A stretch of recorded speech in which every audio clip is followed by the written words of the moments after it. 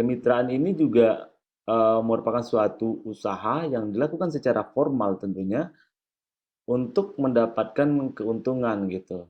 Untuk mendapatkan keuntungan dan tentunya harus saling menguntungkan satu sama lain. Kalau kasusnya di sini kemitraan bisnis misalkan tentu dari antara pengusaha yang skala kecil dengan menengah ataupun dengan pengusaha yang skala usaha yang lebih besar gitu. Untuk mencapai suatu visi dan misi bersama berdasarkan prinsip-prinsip bersama yang telah disepakati gitu. Nah, tentu bagi pengusaha yang berskala kecil, kemitraan atau partnership ini dianggap menguntungkan ya, menguntungkan karena memang dapat itu nanti mengambil perusahaan kecil tersebut itu dapat mengambil manfaat dari pasar dan apa ya bentuk-bentuk circle yang ada ataupun yang dikuasai oleh perusahaan yang besar gitu.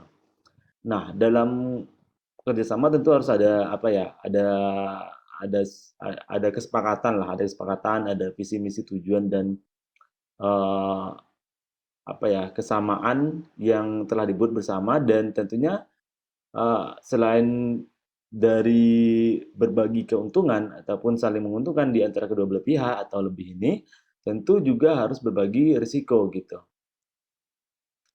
Tentu risiko yang akan diperoleh dari bentuk kerjasama ini gitu. Nah, banyak banyak ahli yang memberikan statement mereka mengenai pengertian dari kebiasaan kemitraan ini gitu. Misalkan ada yang menunjukkan bahwasanya kemitraan itu merupakan strategi bisnis untuk yang dilakukan oleh dua pihak atau lebih dalam jangka waktu tertentu gitu.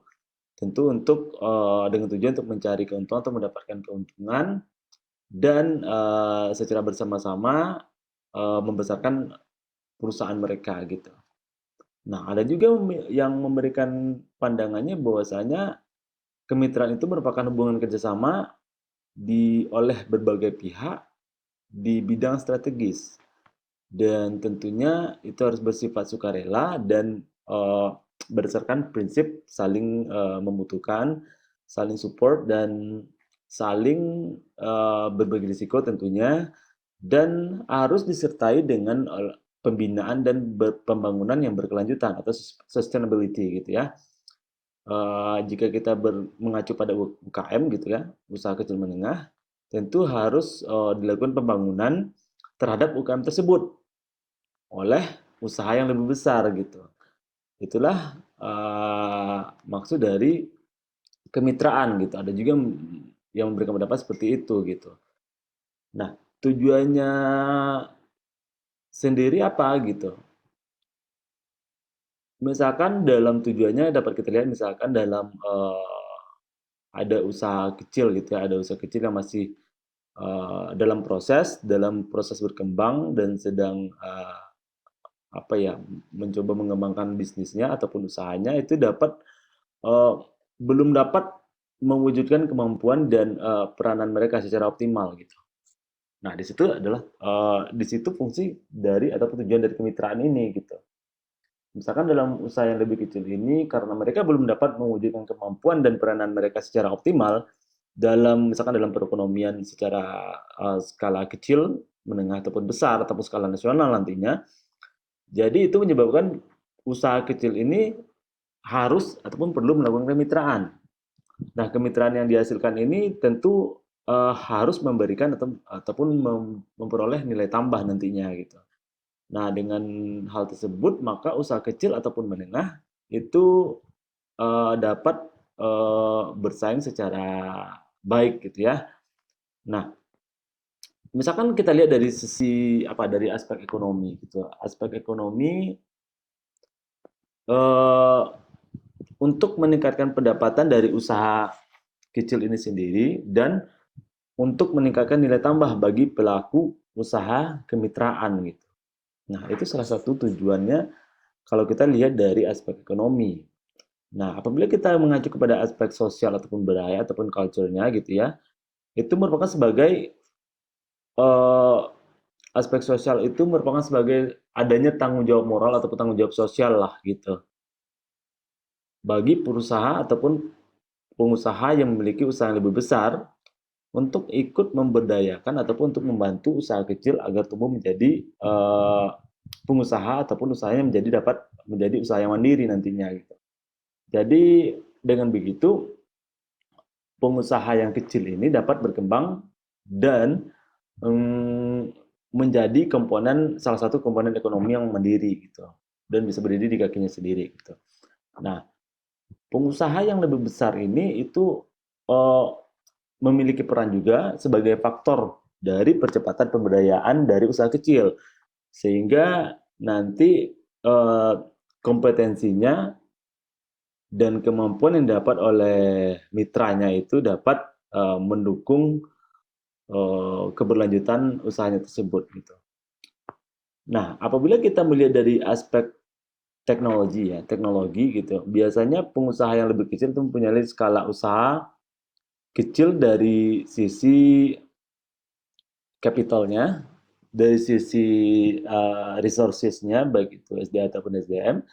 Nah, dengan begitu dapat dilihat bahwasanya usahanya itu dapat bersifat pribadi ataupun bisa disebut usaha keluarga lah, bersifat kekeluargaan gitu. Sehingga tenaga kerja itu sebagian besar kalau nggak dari usaha dari keluarga, dari family gitu, ataupun dari lingkungan-lingkungan ataupun eh, lingkungan tempat tinggal mereka gitu. Sehingga dengan keterbatasan dari sumber daya yang mereka miliki itu pun eh, khususnya teknologi pada skala kecil ya, skala usaha kecil itu dapat eh, pengusaha yang lebih besar itu dapat memberikan bimbingan dan pengembangan teknologi untuk meningkatkan tentunya produktivitasnya dan dilakukan secara efektif dan efisien. Karena memang jika dilihat dari skala usaha yang lebih kecil, tentu penggunaan teknologi tidak akan maksimal dan informasi yang didapat pasti terbatas karena penggunanya belum maksimal itu tadi gitu. Nah, apabila kita lihat dari pokoknya dalam aspek manajemen gitu ya, perusahaan kecil ini umumnya tingkat manajemennya rendah gitu. Kenapa rendah? Karena dengan kemitraan usaha yang dilakukan itu dapat diharapkan juga ada pembenahan manajemen gitu. Adanya peningkatan kualitas sumber daya serta uh, dapat uh, melaksanakan apa ya penyusunan organisasi atau pelaksanaan organisasi secara baik dan benar gitu. Nah di situ apabila kita lihat dari sisi aspek manajemen gitu, karena memang selain informasinya terbatas, sumber daya yang terbatas, dan tata kelola dari usaha yang kecil itu pun tentu akan terbatas pastinya gitu, karena resourcesnya yang didapat itu terbatas gitu. Nah, jika kita merujuk kepada Undang-Undang Nomor 20 tahun 2008 gitu ya, itu mengenai UMKM, itu UMKM tentang kemitraan lah tentunya itu tujuan dari program kemitraan ini disebutkan di sana tentu yang pertama untuk mewujudkan kemitraan antar UMKM gitu. Agar UMKM yang menjadi partner itu ataupun yang mengikuti program kemitraan itu dapat berkembang dengan baik. Tentu yang kedua dapat mewujudkan kemitraan antara usaha kecil dan menengah atau UMKM dengan usaha yang besar. Tentu untuk mendorong terjadinya hubungan yang saling menguntungkan dalam pelaksanaan transaksi antara UMKM dan usaha yang lebih besar gitu. Nah, apalagi tujuannya dari kemitraan menurut pasal 20 gitu. Undang-Undang Nomor 20 gitu. Itu kemitraan itu terjadi dengan tujuan untuk mendorong adanya hubungan saling menguntungkan dalam pelaksanaan transaksi usaha antara usaha kecil, mikro, kecil dan menengah gitu. Nah, dalam pelaksanaan transaksi itu juga harus menguntungkan semua pihak tentunya gitu. Nah, tujuan lain yaitu dengan mengembangkan kerjasama untuk meningkatkan posisi tawar posisi tawar mereka karena informasi yang dapat udah lebih baik dan resources ataupun pelatihan yang terhadap sumber daya manusianya juga lebih baik, maka mereka punya posisi tawar yang lebih baik juga nanti ke depannya. Nah, selanjutnya yaitu untuk mendorong eh, terbentuknya apa ya, struktur pasar yang baru itu. Terbentuknya struktur pasar yang akan menjamin tumbuhnya nanti persaingan usaha yang sehat. Dan hal ini akan berujung kepada uh, kepuasan konsumen nantinya gitu. Kepuasan konsumen karena konsumen merasa terlindungi gitu. Dengan persaingan usaha yang sehat. Nah, selain itu juga tujuan dari kemitraan ini menurut Undang-Undang Nomor 20 ini yaitu mencegah terjadi penguasaan pasar atau kalau dalam istilah kita penguasaan pasar terpusat ini yaitu monopoli gitu. Terjadinya monopoli pasar oleh orang ataupun kelompok ataupun perorangan yang dapat merugikan usaha mikro, kecil dan menengah nantinya gitu. Nah, itu tujuan kemitraan itu karena mereka akan berkolaborasi untuk mencegah hal itu terjadi, terjadinya monopoli pasar itu gitu. Nah, jadi selain dari kita harus meng-underline itu ya, tujuan dari kemitraan itu, kemitraan ini juga memberikan apa ya, prinsip-prinsip penting terkait dari program apa saja yang akan dilakukan gitu. Misalkan yang pertama itu adanya prinsip kesetaraan gitu. Apabila kita melakukan kemitraan, maka itu akan mendapatkan prinsip harus melaksanakan prinsip kemitraan ataupun kesetaraan, sorry, kesetaraan. Jadi masuk kesetaraan di sini yaitu pendekatannya itu bukan berdasarkan dari kekuasaannya aja gitu. Namun ada respectful di sana, ada saling trust, saling percaya di sana. Ada tentu usaha itu harus saling menguntungkan gitu. Jadi untuk menghindari adanya hal-hal yang tidak baik ataupun hal yang tidak diperlukan, maka kita harus membangun rasa percaya gitu, harus saling percaya antara sesama mitra gitu. Dengan ya biasanya kalau kepercayaan itu terjadi kan biasanya kita harus saling menghormati juga. Harus adanya saling penghargaan satu sama lain antara mitra yang berhubungan ini, bekerja sama ini. Dan terus adanya kewajiban dan adanya bonded gitu. Adanya ikatan. Jadi terikat gitu satu sama lain. Nah, dengan itu kita pasti akan saling menghormati dan menghargai. Dan itu salah satu prinsip kemitraan yang harus dipegang, itu kesetaraan. Yang kedua yaitu transparansi. Yang ketiga yaitu memang harus saling menguntungkan. Saling menguntungkan. Transparansi di mana? Transparansi itu sangat diperlukan untuk menghindari adanya saling saling apa ya? Ya bertolak belakang juga dari itu tadi gitu.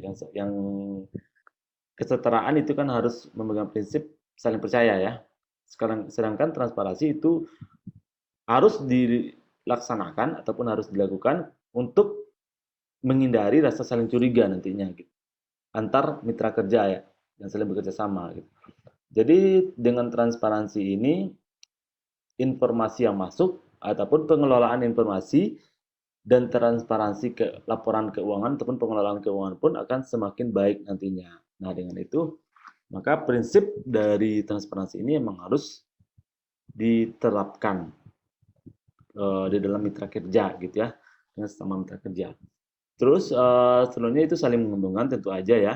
Suatu kemitraan harus membawa manfaat tentunya bagi semua pihak yang terlibat gitu. Karena memang selain dari sisi menguntungkan dari sisi apa ya profitabilitasnya, tentu ada manfaat yang harus diambil dari mitra yang bekerja sama. Misalkan mitra yang lebih kecil, yang seperti saya mention tadi di awal, mitra yang lebih kecil akan mendapatkan segmen pasar dari mitra yang lebih besar, usaha yang lebih besar gitu.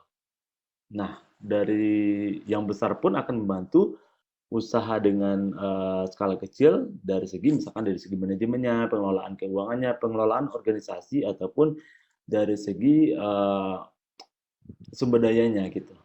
Nah, di situ yang saya maksud dengan saling menguntungkan gitu. Nah, ada juga beberapa pola kemitraan yang harus kita pahami juga di sini ya. Pertama yaitu biasanya ini kita merujuk pada undang-undang juga ya. undang-undang yang undang-undang nomor 20 itu mengenai kemitraan, itu ada beberapa pola yang harus kita pahami terkait kemitraan ini. Misalkan yang pertama yaitu eh, adanya hubungan antara usaha kecil dan usaha menengah ataupun besar itu bertindak sebagai inti dari usaha kecil sebagai plasma, atau apa ya istilahnya kalau di apa ya, di akademik itu namanya inti plasma. Karena usaha dari UMKM ini dari kecil menengah besar itu bertindak sebagai inti dari usaha kecil sebagai plasma. Nah, perusahaan inti ini itu menyediakan eh, semisal pembinaan, pelatihan gitu, menyediakan sarana dan prasarana produksi ataupun melaksanakan pelatihan teknis ataupun pembinaan teknis sampai dengan pemasaran hasil dari produksinya ini sendiri gitu.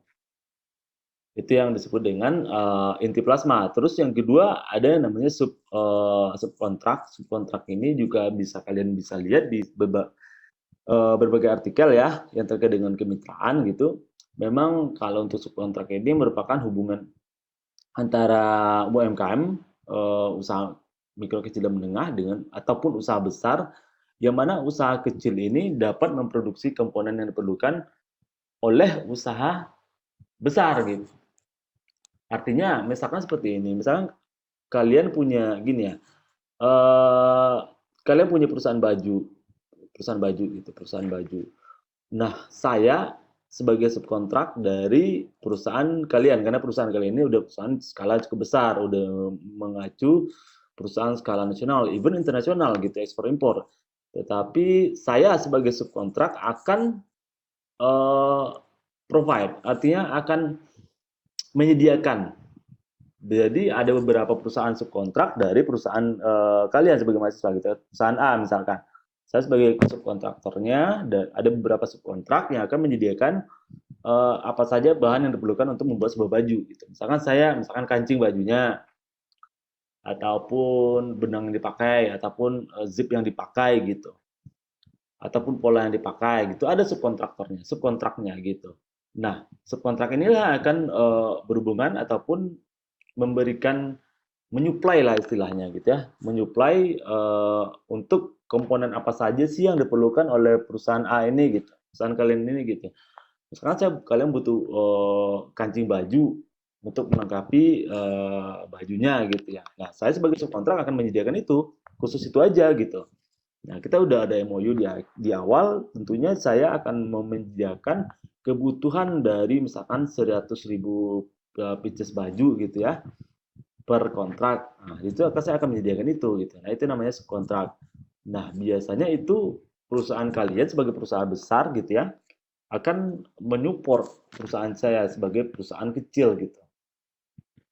Nah, itu ditandai dengan adanya kontrak tentunya. Atau kontrak yang disepakati baik itu mengenai model pesanan, harga pesanan, mutu pesanan yang akan kalian pakai untuk menyediakan baju tersebut, berapa volumenya, dan mengenai deadline-nya atau waktunya gitu. Kapan saya harus menyediakan itu tepat waktu nantinya gitu. Nah, itu yang akan saya sebut sebagai subkontrak gitu. Jadi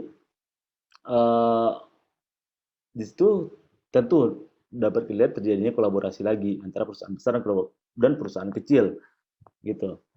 Nah, pola dari subkontrak ini sendiri itu akan memiliki manfaat bagi usaha kecil tentunya itu udah pasti, yaitu eh, adanya kesempatan bagi saya sebagai pengusaha ataupun pengusaha yang lebih kecil itu untuk mengerjakan sebagian ataupun beberapa produksi ataupun menyediakan beberapa komponen komponen yang dibutuhkan oleh perusahaan besar, perusahaan saudara misalkan. Terus yang kedua, saya memiliki kesempatan juga dalam memperoleh bahan baku yang akan saya gunakan untuk menyuplai kebutuhan ataupun menyuplai uh, apa ya kebutuhan yang telah disepakati di awal gitu. Misalkan kita ambil in case apa ya, kita ambil dalam kasus ini apanya kancing bajunya gitu. Nah, jadi kesempatan saya sebagai pengusaha kecil untuk memperoleh bahan baku apa saja yang saya butuhkan untuk menyuplai kebutuhan tersebut gitu. Terus yang ketiga, saya juga mendapat eh, keuntungan sebagai apa ya? Keuntungan berupa bimbingan nanti, bimbingan dan kemampuan teknis produksi ataupun kemampuan pelatihan manajemen nantinya gitu. Tentu dari perusahaan saudara, perusahaan lebih besar gitu. Karena apa ya? Tentu hubungan kita secara terlangsung akan berkelanjutan nantinya, dan saudara pun sebagai pemilik perusahaan yang lebih besar tentu tidak ingin memiliki perusahaan subkontraktornya yang apa ya, yang tidak memenuhi standar perusahaan kalian lah gitu. Jadi pihak manajemen tentu akan menyediakan pelatihan-pelatihan ataupun pembinaan yang akan diberikan kepada perusahaan saya sebagai perusahaan kecil gitu. Nah, itu dari segi subkontraktornya gitu, subkontraknya gitu.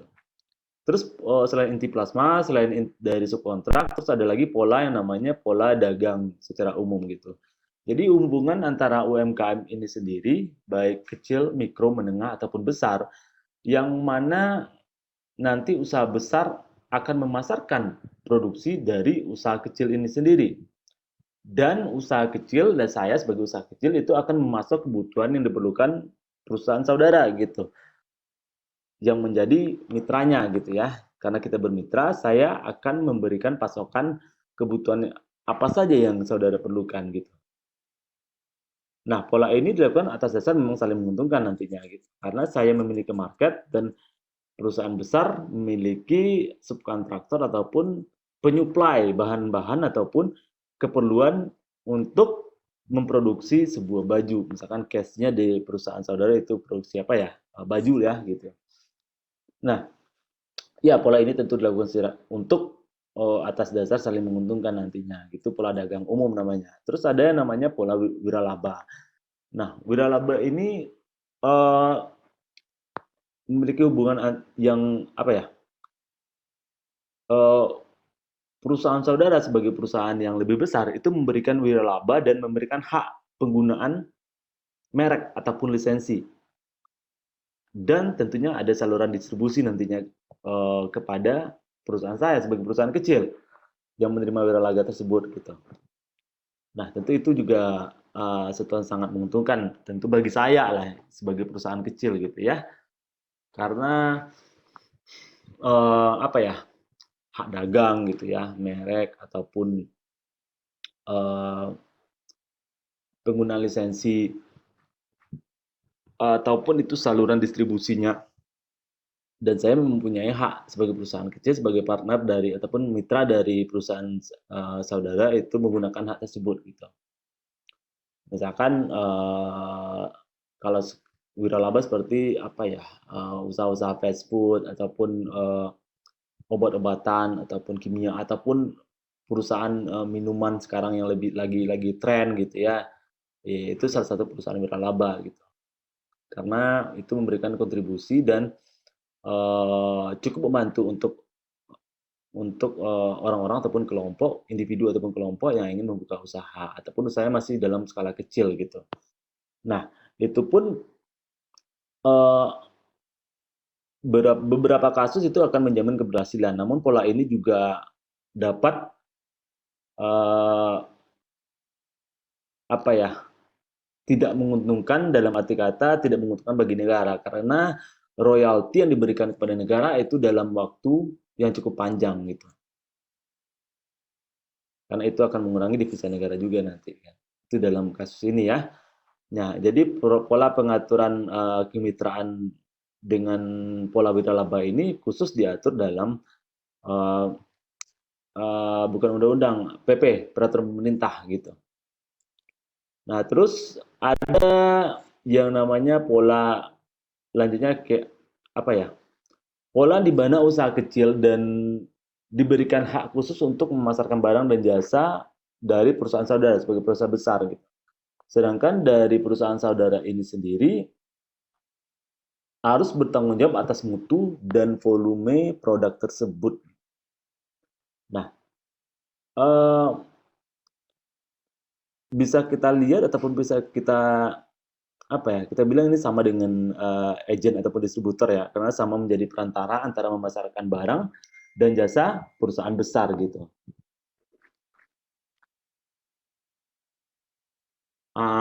Oke. Terus yang selanjutnya, mmm, ada yang namanya pola modal ventura.